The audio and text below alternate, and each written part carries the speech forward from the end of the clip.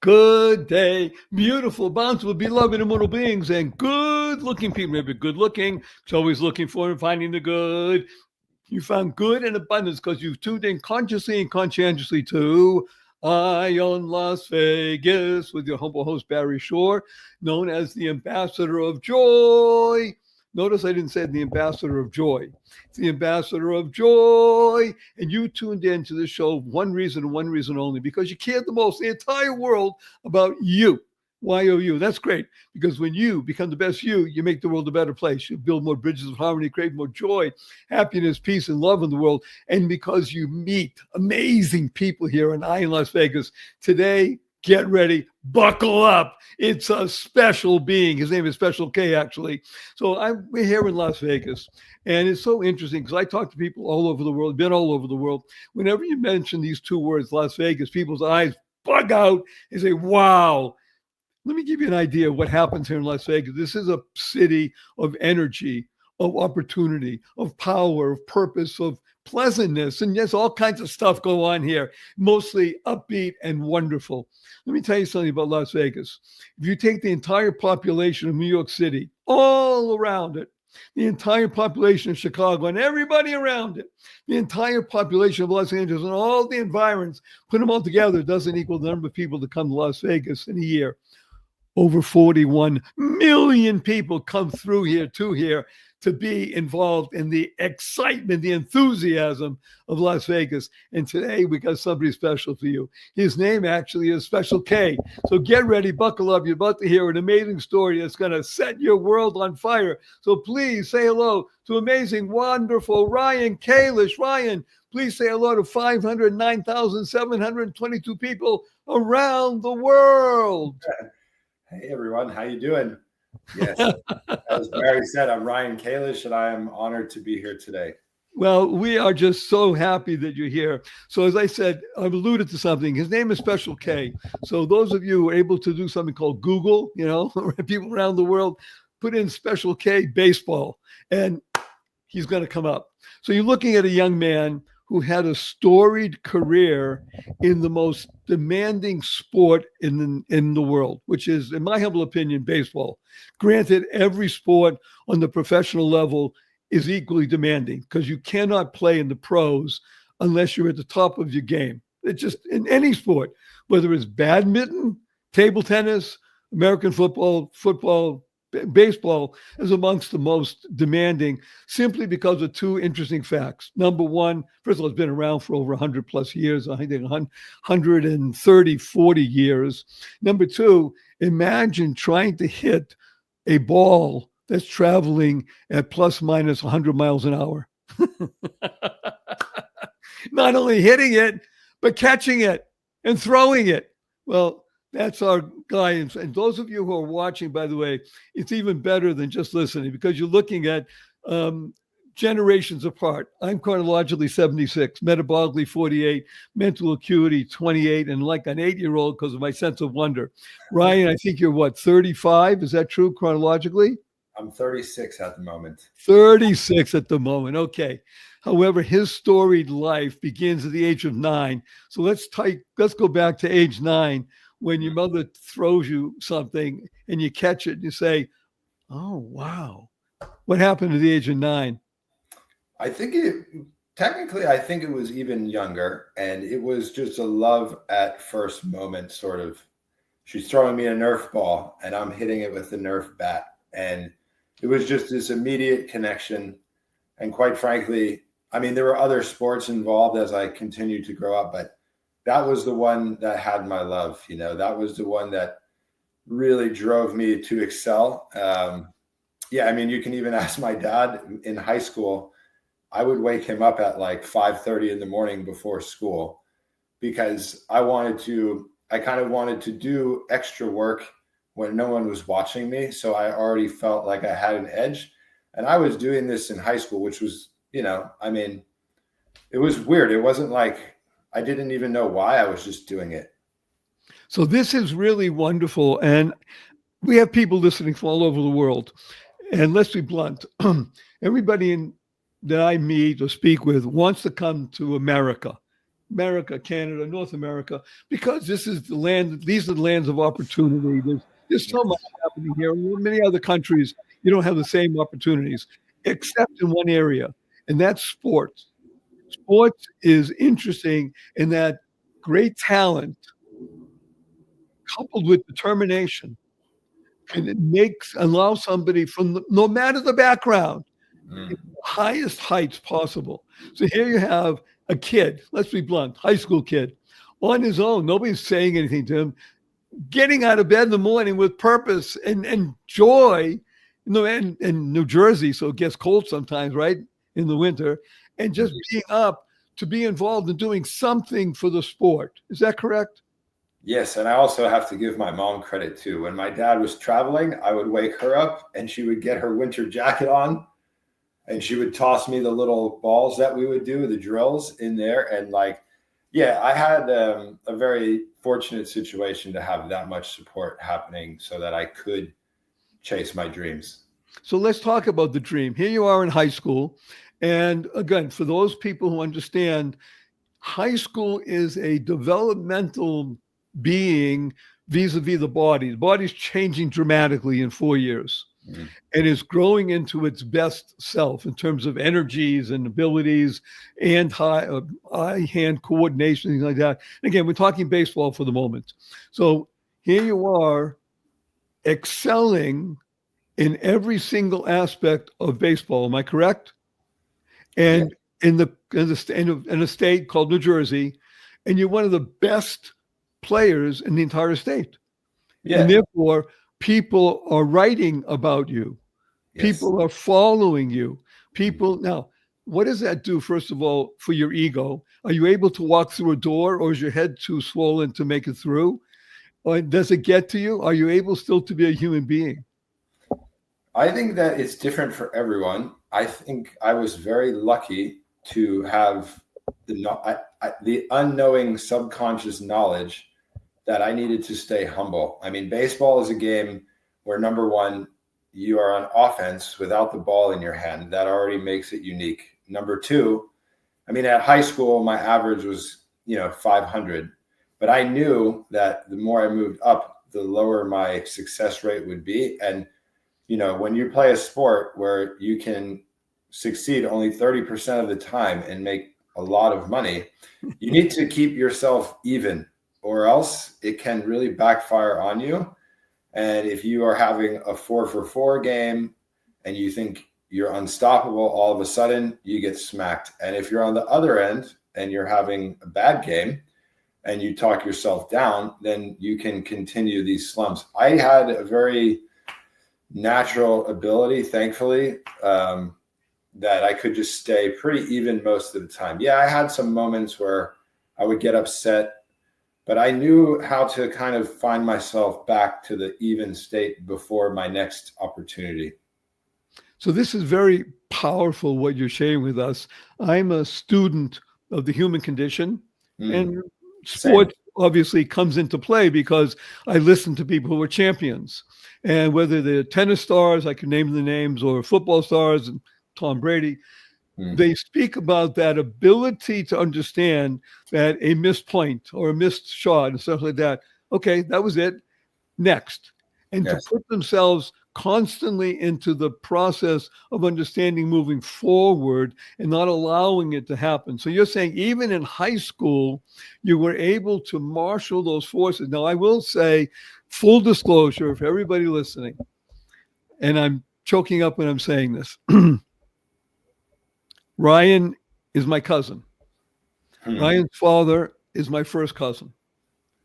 Ryan's father is one of the greatest human beings I've ever had the pleasure of meeting. He is a solid, capable, reliable, trustworthy, and by this way, goes for your mother as well, because they married, they attracted each other. However, your father I've known since he was a boy, because he's younger than I am. So Ryan grew up in a home that enabled him subconsciously to be nurtured by success. And that success knows that success is going to run into a wall. And we'll talk about that in a little bit, because you literally did. And that helped that may have changed part of your Yes. trajectory and such. So let's go back to the situation. And so now everybody knows Ryan's my my cousin. That's not why he's here. He's here because he's great. The good news is he's my cousin.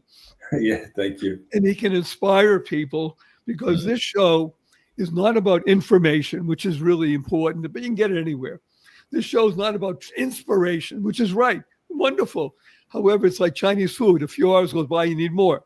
This show is about the T word, like he's wearing, not Texas, but transformation.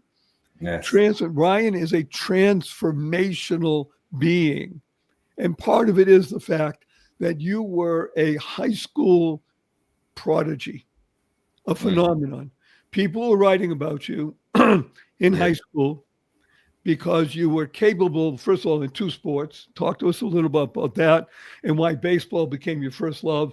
And as we know, that famous line, baseball's been good to me.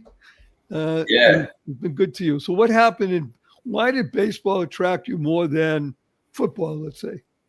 I don't know. I think it was, well, there's a story. My mother told my father, because my father was kind of nervous about having kids. And my mom said to him, if you let me have a child, I'm going to give you a baseball player. That's what she said. That's the story. And I think my mom manifested that in a way. So obviously that was the first sport that I was introduced to. And then when I got to high school, I started with high school football. So I only had 4 years. And it was a very beautiful mix because in baseball, yes, it's very team oriented, but when you step up to the plate, no one else can help you. But in football, I was the quarterback or the wide receiver. It was a unit. So this combination of playing both sports, and especially when you get to baseball, sometimes it can be very competitive inside the team. And maybe it was just because I was very, very good that I never really needed to worry about that or something. But naturally, I just really wanted to support my teammates. And that I feel like I did that even in my professional career. Yeah, of course, sometimes you might see a guy on a hot streak and feel jealous. But coming back to, even if I felt jealous, I wasn't going to show anybody that. And I was still going to be supportive so that my teammates felt good. So football really helps you with that because it's like, you're sweating, you're pounding, like you're putting your body on the line. So I think it was a really good combination. Well, let's talk about that because you've had a blessed life. Yes. We're going to talk about other pieces in a moment. Here you are, high school star, people writing about you, scouts coming around. And just out of high school, at the age of 18, something happens that every kid, especially guys in the United States of America, probably Japan as well, and Canada, dreams about. He gets an offer to play for a professional baseball team and to put something, a little pixie dust on it. So Ryan's father comes from Boston. I'm from Boston. So who comes knocking on Ryan's door and offers him a contract? The Boston Red Sox. Ah! Now, wait a minute. On that high note, we're going to go to a quick break. We wouldn't have a sponsor if you didn't think they're worthy of your time. We're back in 1 minute with more Ryan and talk about joining the Red Sox at the age of 18. Oh, my gosh. Be right back after this brief message. What if you could shop at your favorite local stores, swipe your current credit card and get extra cashback rewards? And what if you could also have donations sent to your favorite cause at no extra cost to you? What if this amazing program was absolutely free and very simple to set up? Well, What If is here. Welcome to Einstein Cares, where your everyday shopping gives you and your favorite cause extra money. It's fast, it's easy, and effortless.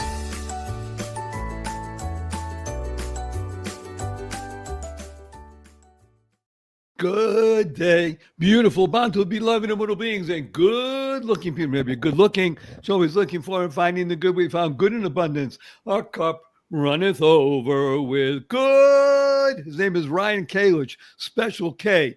Here he is, 18 years old, just out of high school, deciding should I go to college. He gets an offer to play for not just a baseball team, one of the most storied clubs in the history of baseball, the Boston Red Sox. There's nothing more wonderful for somebody who comes from Boston. And here he is, my cousin, playing for the Red Sox at the age of 18. Okay, Ryan, just let's, for a few minutes, tell people what it means, if you can even remember, the tingling feeling. Forget the fact that you got offered and money and things like that. What does it mean that you're going to be able to put on a uniform of a professional sports team on the highest level possible? Dude, the truth is, it was the scariest moment up to date of my life. I had, I was in a comfort zone. I had a girlfriend at the time, and I was enjoying the summer, and they were, for whatever reason, they had to delay me going to play. And the day that they called, I went up to Boston and I sat in the box, and I believe Theo Epstein was in there and everyone. And after this moment, I had to walk home by myself and really think, like, are you really going to do this? And I did. I pushed through. I got on the plane with my dad, but I was really terrified. And it was a moment that really will help, myself in the long run. It was like I needed to push through a comfort zone. And after about 4 or 5 days, that's when it really hit me, like, wow, you are on the chase now. And thankfully you didn't stay home, and kind of mess something up that was going to be really special. I think, like, I was kind of a high-strung anxiety guy deep down inside, and it was a big moment to leave the nest. So that's the truth. And the truth sets us free. So here he is, suiting up as professional baseball player for the Red Sox, which to me is amazing, because when I was 12, 13, and 14, I'll tell you something, Ryan, I sold scorecards outside of Fenway Park. So this goes back into, 12. So 1960, 61, 62. And in those days, the Boston Red Sox were still the Red Sox.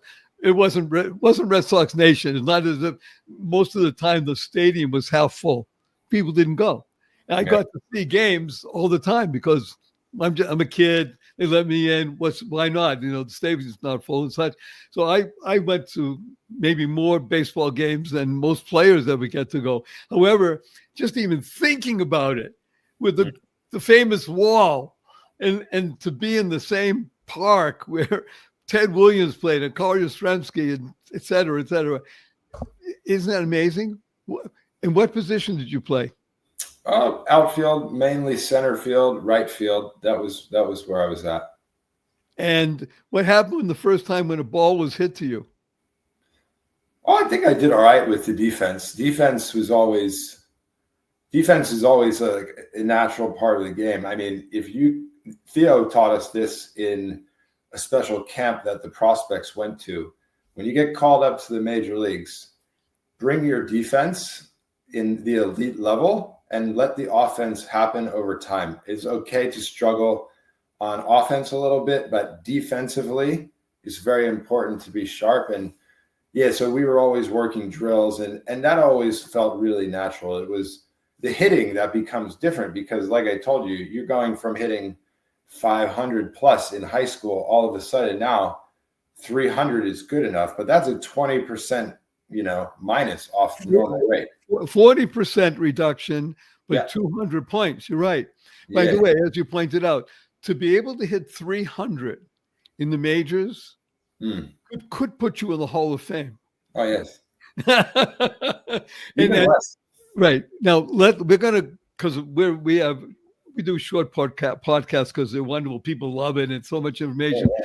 I want to make mention of a couple of things here. So what year was it that you joined the Red Sox? 2006. Oh, you mean big leagues? Yes.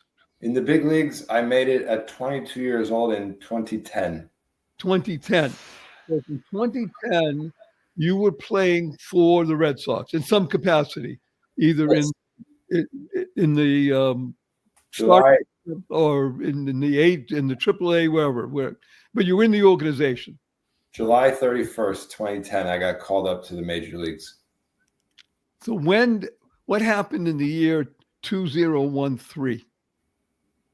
Well, 2013, we won a World Series, but I was injured. I was on the DL with the injuries. And if you want to get into the injury part, I think that's quite important in this story. So let's talk about that. What happened? Here you have this amazing young athlete getting for playing for the Red Sox at the age of 18, and now, he's on the injured list. What happened? Well, truthfully, I think it was a combination of things. Number one, I played baseball like I played football. And when you do that, you often put your body on the line in unnecessary situations. And number two, and I just kind of went through this beautiful healing session with this woman, Kimberly Lucas, here at Kuya Wellness in Austin. And she took me back to my 23-year-old self. And we basically realized that I needed to forgive myself because I did get caught up in a slight bit of a marijuana addiction. Once you make to the major leagues, you're kind of allowed to do that. And you see maybe one of your idols maybe doing it, and you think you can do it too. Well, when you're a young player, it's probably best to stay completely sober and really play the game straight, and then maybe later once you have, I don't know, whatever. The point is it was very hard for me to go back and see my 23-year-old self. And basically what I did was during this healing session is I saw him, I talked to him, I forgave him, I cried my eyes out, and then I brought him with me to this moment to show him that I now am sober. I'm a father. I'm making some amazing business strides, and everything is okay. Like, I forgive you. And we kind of became one. It was the most powerful, beautiful session of my life. I mean, I cried and I forgave, and it was so powerful for me. So this is, again, we have people listening, thank God, from all over the world, most of them younger than you, however, in your age group. And what Ryan is sharing with us is so important for everybody's human development. You could be the greatest star, playing one of the greatest games with one of the most wonderful teams in the year that they won the World Series. But he wasn't contributing because he was on the injured list because he was addicted to the wrong things. He was addicted to or deeply involved in a drug, marijuana, and he was playing incorrectly. He was pushing himself in the wrong direction. Yes. And he got injured severely. And yet, look what happened. Something amazing happened out of it. He was still on the roster. So if you're on the roster and the team wins the World Series, do you get something? Yeah, I have a World Series ring for sure. I want everybody to hear that. You see this, there's something in life called luck. There is great talent and luck. I am privileged to tell everybody, I know a number of people that are multi-centimillionaires, I mean, they're worth hundreds and hundreds of millions. And I have two friends who are billionaires. And to a person, they tell me, between luck and being smart, they'd rather be lucky. Lucky. Now, what happens? You're injured, and now you get traded. Who do you get traded to? I was a part of the Chicago Cubs. And Chicago Cubs. Okay. I love this part of the story because Ryan has gone through multiple surgeries. Not a surgery, not 1, 2, 3, not 4, 5, 6, not 7, 8, 9, 10.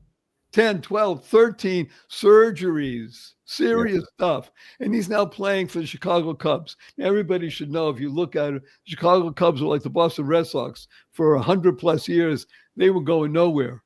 Everybody loved the Cubbies because it was just, it was a heartbreak team. And something magical happened in the year 2016. Am I correct? 2016, right. And it wasn't just Donald Trump getting elected president. In that year of 2016, what happens, Ryan? Well, luckily, I kind of realized that marijuana didn't serve me while I was playing. And I was on my 12th surgery at the time.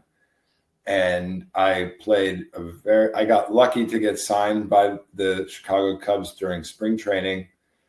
They gave me an opportunity and I ran with it. And after about a month, they called me up. Now, my knee was kind of on the fence at the time. It didn't really feel very well. In fact, I played 12 days with the Cubs, and it was the most painful 12 days of my life, which landed me to try my last set of surgeries, which didn't really work out. But as you say, the lesson was I pushed myself and I didn't quit and I fought hard, and it earned me this really, really prestigious ring. As we know, that was the year they broke the curse. So it was quite a story for me. So wait a minute. I want to put it in perspective, everybody, because this is an applause for the Cubs, for the Red Sox, for Ryan, and what he just told you, perseverance. He also had a shift. He's not going to say this, but in his mind, he understood something. And this is really critical to say. God doesn't do things to him. God was doing things for him. Yes. Didn't maybe feel that way all the time. No.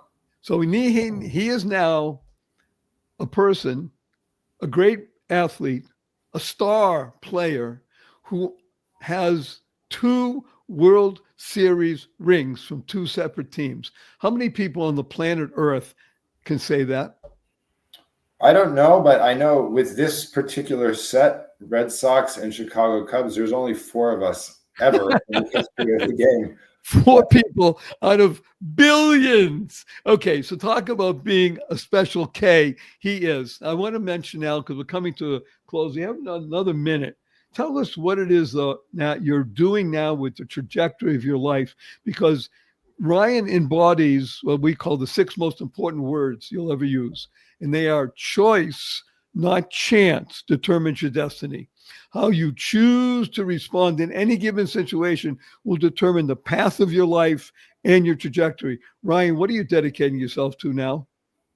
I'm dedicating myself to being of service and adding value to people's life through my own experience. So sports, mental health, perseverance, Pilates, and innovation to just help people where I can. And what's kind of happening at the moment is just by starting conversations, people will say something to me and I can even serve them or give them something from my experience. And it feels like this momentum is leading into some major opportunities that I'm not ready to speak about just yet, but things are building. And because when you give, you receive. And I'm feeling that now, finally. And I feel very happy. I'm working on my mental health every day. No more drinking, no marijuana, exercise, sauna, ice, and any sort of modality that I can try, I'm in. And it's super fun. So this is wonderful. We're coming to a close on our time together. And I have 3 quick questions for you. You ready? Sure. Number 1, will you come back again? Yes. Ooh, that was great. Number 2, you have only 42 seconds to answer this. Ryan Kalish, what is your most fervent to desire in life? Fervent to desire is to be a part of a beautiful change and movement in the world to heighten consciousness, help people to serve themselves, create, use their life experience as I'm beginning to do to serve people. And by doing this, I hope that potentially people can also see that as inspiration to do the same.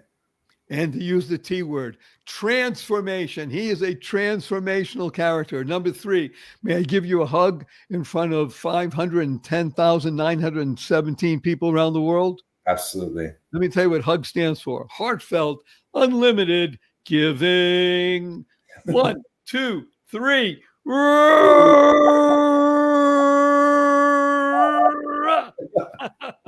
Nice. Remember, you're listening to Eye on Las Vegas with your humble host, Barry Shore, the ambassador of joy. Wonderful Ryan Kalish. We heard you share this with 5 people. You want to do 50 or 100, it's great. But at least 5 people who can touch 2.5 million people on the world. Follow us on and love us on Spotify and Apple. And we're going to give a blessing from wonderful Ryan and Barry. Go forth. Live exuberantly. Spread the seeds of joy, happiness, peace, and love. Go mad. Go make a difference. Ryan, don't go away.